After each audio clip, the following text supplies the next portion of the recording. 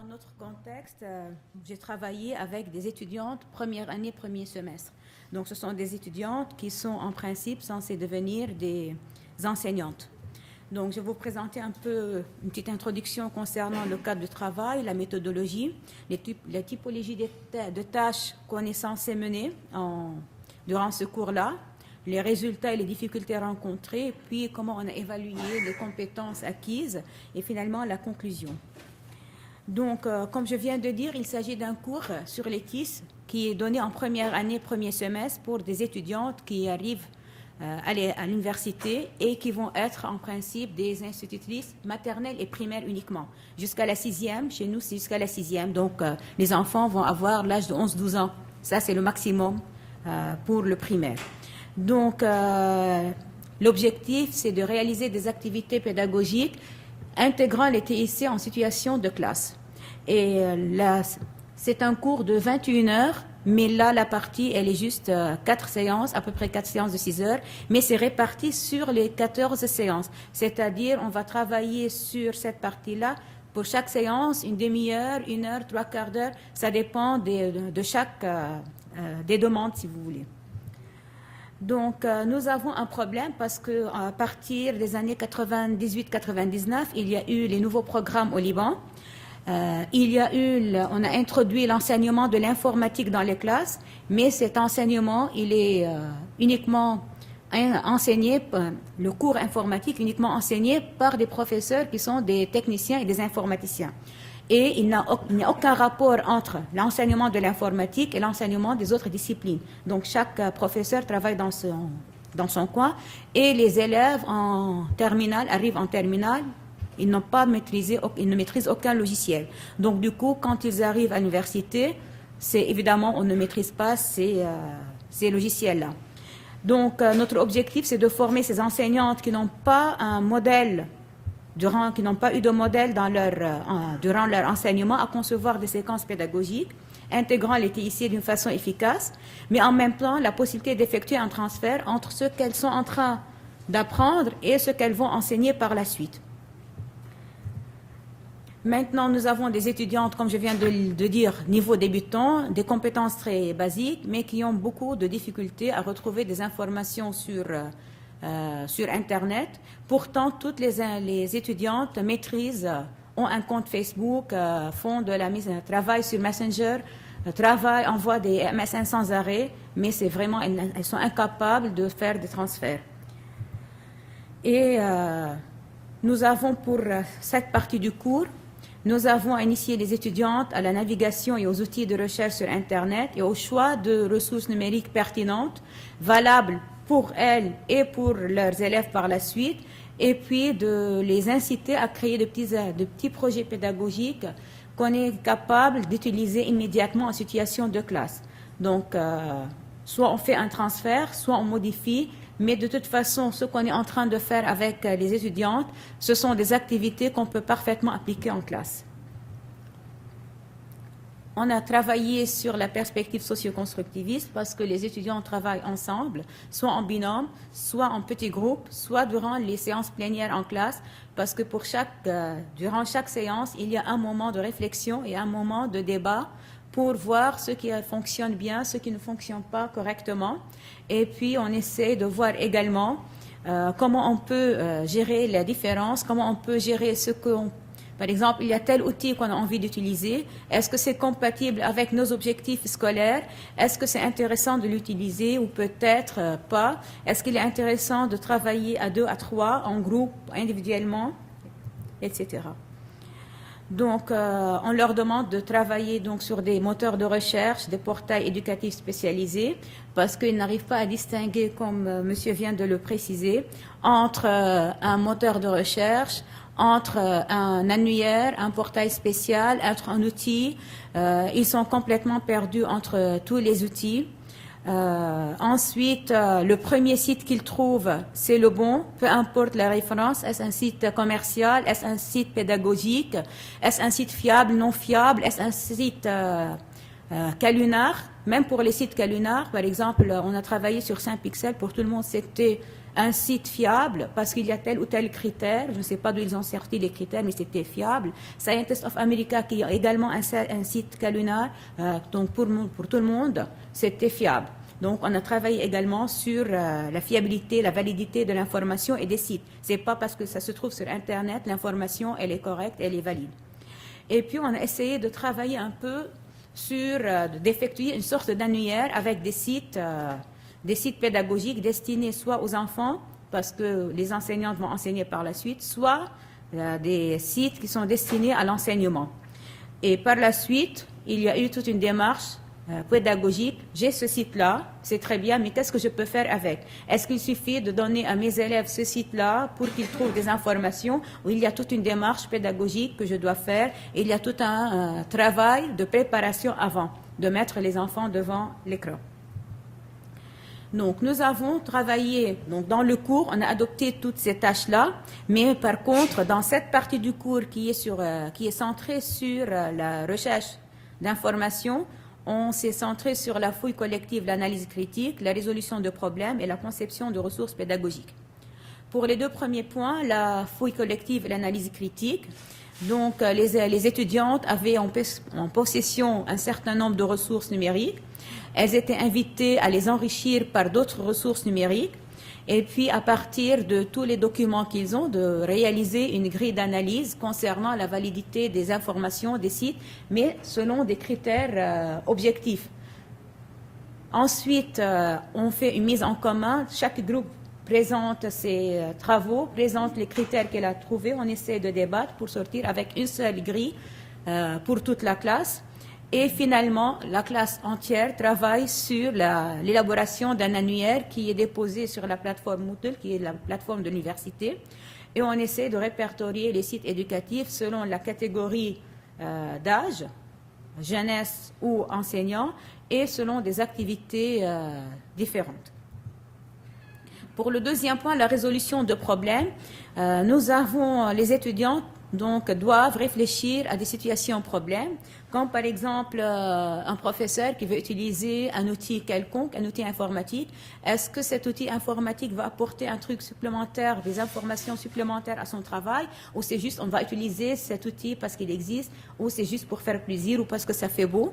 Donc, quelle est la différence entre l'utilisation d'un outil pédagogique dans cette situation et l'utilisation d'un outil plus classique comme le crayon papier, le panneau mural ou le cahier ou n'importe quoi? Donc là, on essaie de réfléchir si c'est vraiment pertinent d'utiliser l'outil informatique ou peut-être il vaut mieux s'abstenir et le laisser parce qu'il ne sert pas vraiment nos objectifs pédagogiques. Et évidemment, les solutions étaient présentées durant des séances plénières. On essaie un peu de réfléchir. Chacun apportera un peu sa réflexion au travail de tout le monde. Et finalement, le dernier point, c'était la conception des ressources pédagogiques. Chaque deux étudiantes étaient censées créer un projet réel qu'on peut immédiatement mettre en application en classe avec des élèves réels. Et chaque groupe, chaque binôme travaille selon sa spécialité. Nous avons des enseignantes qui travaillent sur l'arabe, sur l'enseignement du français, l'enseignement des maths, l'enseignement des sciences. Donc chaque binôme travaille selon sa discipline. Tous les travaux réalisés sont publiés sur Moodle, ils sont accessibles à l'ensemble du groupe classe pour qu'on puisse, pour parler un peu de mutualisation des ressources et pour qu'il y ait des ressources disponibles pour tout le monde.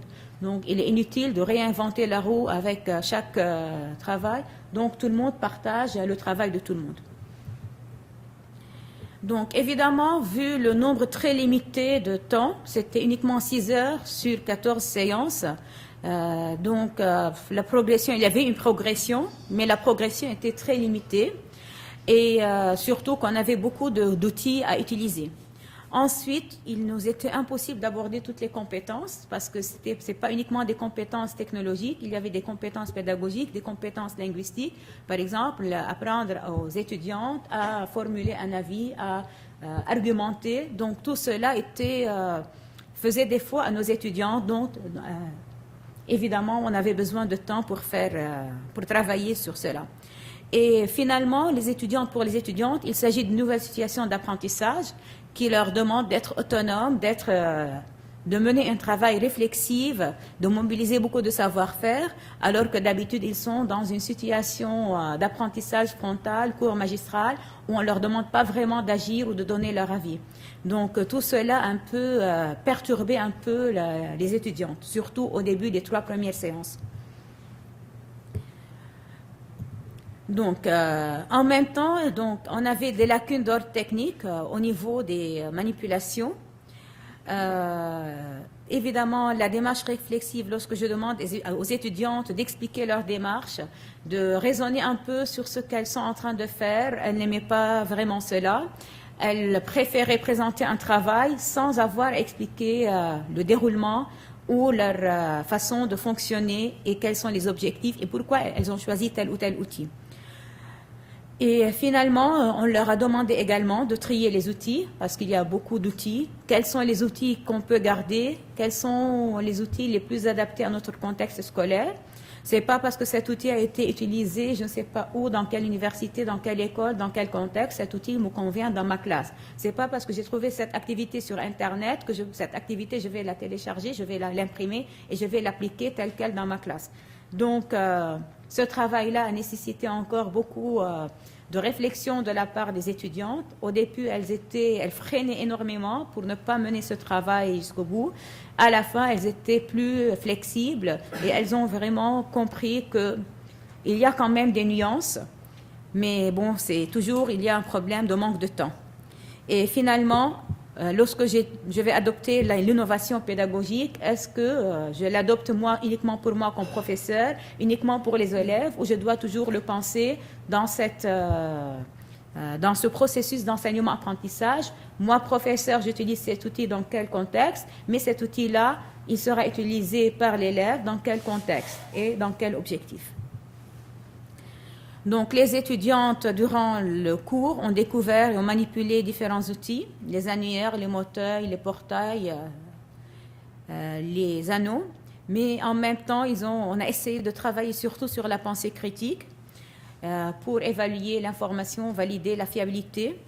Et on a travaillé sans arrêt, on a essayé de réfléchir l'intégration des TIS dans un contexte d'enseignement-apprentissage. À la fin du cours, il y a eu un questionnaire sondage qui était proposé aux étudiantes et qu'elles ont rempli sur Moodle. Elles ont souligné quelques aspects positifs. Elles étaient satisfaites des contenus, des modalités de travail, des activités réalisées et des compétences qu'elles ont acquises. Mais en même temps, elles regrettent parce qu'il y a eu beaucoup d'outils qu'on a passés soit rapidement, soit qu'on a laissé tomber. Elles étaient inquiètes concernant leur projet, l'accessibilité à toutes les activités ou à toutes les ressources qu'on leur a accordées parce que tout était sur Moodle. Et une fois qu'elles terminent, Moodle, la plateforme sera fermée, elles n'auront plus accès à cela.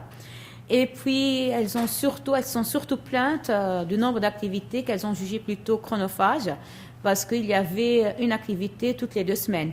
Et ce n'était pas une petite activité avec le cours qui est en train de continuer normalement. Alors, notre travail, le cours sur les TIS, donc, a privilégié une pédagogie axée sur les tâches.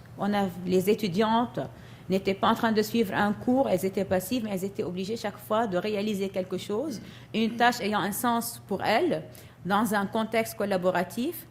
Donc, le cours leur a permis une meilleure acquisition de plusieurs compétences, et pas uniquement technologiques, donc surtout technologiques pédagogiques.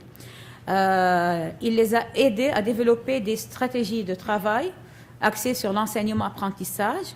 Et puis, toutes les activités que nous avons faites, la méthode elle-même, elle est transférable aux élèves. Donc, il était toujours facile de faire le pont entre enseignement-apprentissage. Moi, professeur, j'enseigne, les élèves apprennent comment cet outil, je vais l'utiliser et comment les élèves vont l'utiliser. Donc, voilà, c'est tout. Merci beaucoup. On a 2 minutes seulement pour répondre, poser des questions et Aïda nous répond.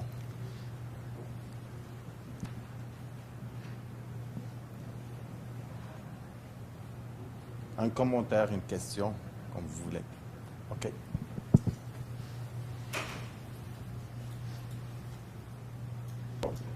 Oui, vous avez mentionné que vous utilisiez Moodle pour diffuser l'information. Quelle raison est-ce que les participants n'ont pas accès à Moodle après leur cours parce que c'est une plateforme qui est sur Internet? C'est une plateforme. Nous avons installé la plateforme Moodle sur les serveurs de l'université.